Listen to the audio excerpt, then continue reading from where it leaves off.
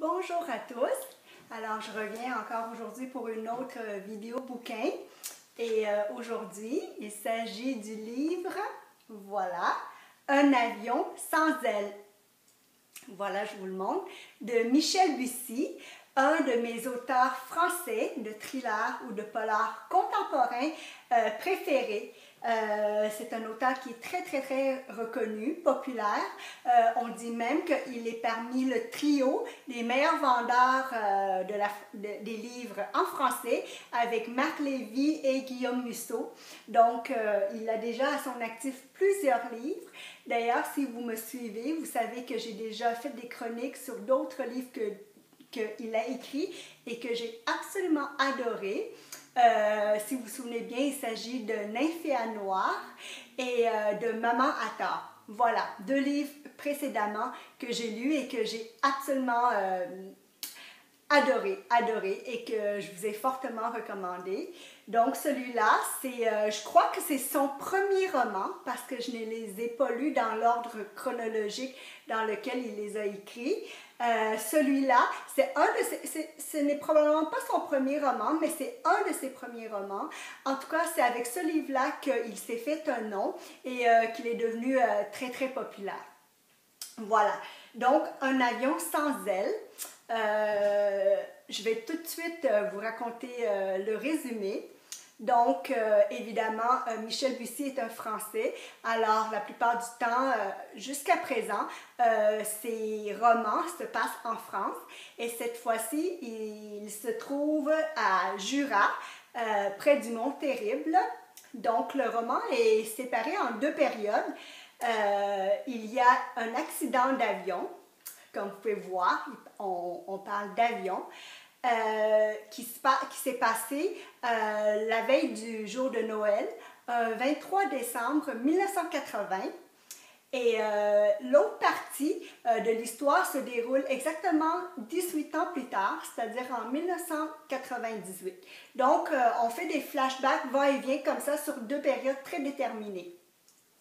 Alors, tout d'abord, le livre commence, il y a un accident d'avion, un crash d'avion, dans lequel il y a presque toute la majorité des passagers sont décédés. La seule personne qui est restée en vie est un petit enfant de 3 mois, une petite fille de 3 mois, qui a été éjectée de l'avion, qu'on a retrouvé très loin de l'avion, qui a survécu. Voilà. Alors que, en fait, dans cet avion, il y a deux enfants qui ont à peu près le même âge, deux petites filles de 3 mois. L'une est décédée et l'autre a survécu. Et également, les parents de ces deux enfants-là, dont les 4 personnes, de père et de mère, sont décédés avec les autres passagers également. Alors, le livre commence. Nous avons un accident avec un seul survivant, un enfant de 3 mois. Et la grande question, c'est qu'on ne connaît pas l'identité de cet enfant-là. En fait, on présume que c'est un des deux enfants qui ont monté à bord, c'est-à-dire soit Émilie Vitral ou soit Lise Rose, je crois comment elle s'appelle? Carville. Voilà, c'est ça, Carville. Donc, Émilie appartient à une famille qui est un peu plus modeste, qui ont des problèmes d'argent, qui est un peu pauvre. Et l'autre famille, Lise Rose, c'est une famille vraiment très riche.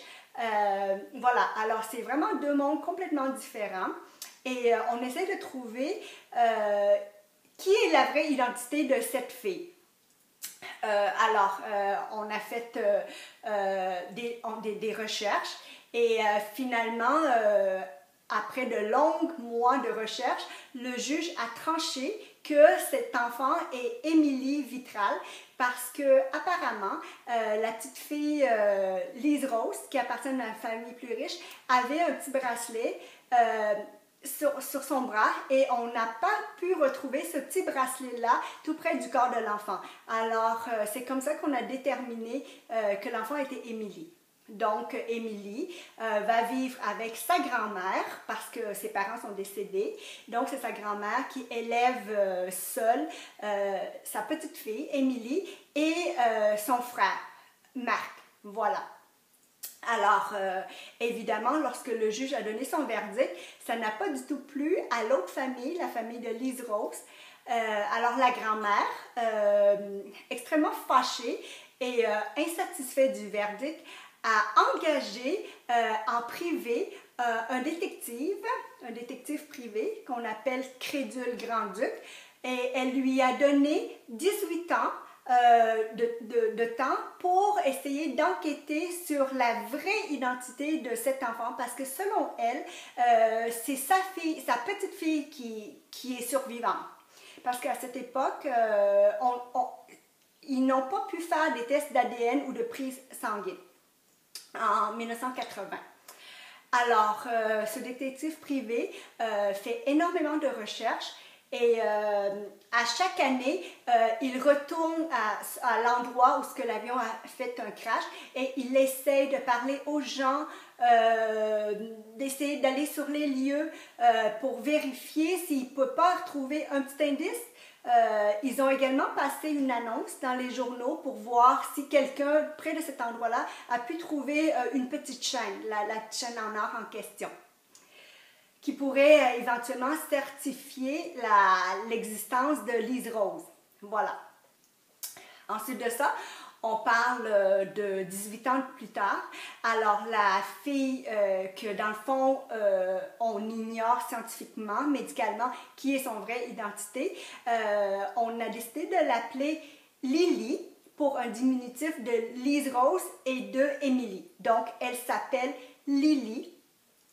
Et son frère Marc l'adore. Ils ont vraiment une très très belle relation ensemble, extrêmement fusionnelle. Ils sont amoureux, disons-le comme ça. C'est une relation qui est passionnée.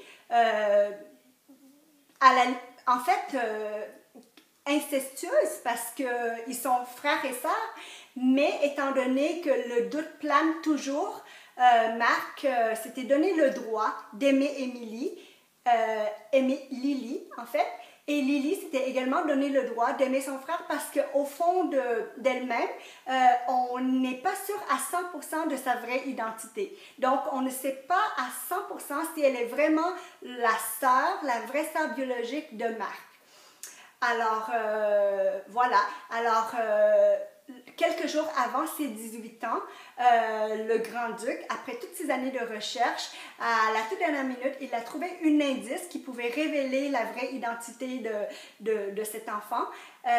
Il a écrit un journal et il a confié ce journal à Lily. Lily l'a lu. Elle est en état de choc, bien sûr, et elle a également confié ce journal à son frère. Donc, et son frère Marc part également à la poursuite de ses recherches parce que lui, au fond de lui, il rêverait que sa sœur n'est pas vraiment sa sœur parce qu'ils sont amoureux. Voilà. Alors, il y a aussi d'autres péripéties qui s'étaient gravées autour de ça. Il y a également la vraie sœur de Lise Rose qui s'en était jamais remis de toute cette histoire. Il y a aussi des complots de la part du grand-père qui a voulu assassiner les grands-parents de l'autre côté pour pouvoir avoir la garde de l'enfant. En fait, c'est vraiment, vraiment palpitant, passionnant. Le seul bémol que je vous dirais, c'est qu'au milieu, c'était un peu longuet, l'intrigue. J'ai l'impression qu'elle tournait un peu en rond, mais je vous dirais que le dernier tiers, les 200 dernières pages, c'est vraiment fascinant. On ne peut plus arrêter. On arrête toute activité, puis on essaie de vraiment tourner les pages au plus vite parce que, évidemment, comme tout bon polar, la fin est surprenante. C'est vraiment pas une fin auquel on attend. Vers l'âge de 15 ans, donc 15 ans plus tard, on se retrouve en 1995, le grand-duc a décidé de piéger Lily et d'avoir une goutte de sang et ensuite de faire un test d'ADN à ce moment-là parce que la médecine le permet et il a envoyé les deux résultats aux deux familles. Et les résultats s'avèrent quelque chose qu'ils ne s'attendaient pas. Voilà, c'est ça. Alors, tout le monde est dans le néant, dans le chaos total. Tout le monde est surpris. Je ne vous dirai pas c'est quoi. C'est à vous de le lire et de découvrir quel est le résultat de ces recherches. En tout cas, je vous le conseille fortement. Moi, j'ai mis... c'est presque un coup de cœur, mais c'est pas tout à fait un coup de cœur. J'aurais mis une note de 18 sur 20.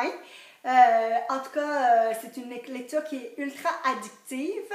Et voilà, ainsi que tous les autres bouquins de Michel Bussy. Donc, je vous le recommande fortement. Allez-y. Voilà. Alors, merci de m'avoir écouté. J'espère que je vous ai donné envie de lire ce bouquin. Et si vous l'avez déjà lu, et si ça vous intéresse, laissez-moi un petit commentaire pour me dire qu'est-ce que vous en avez pensé.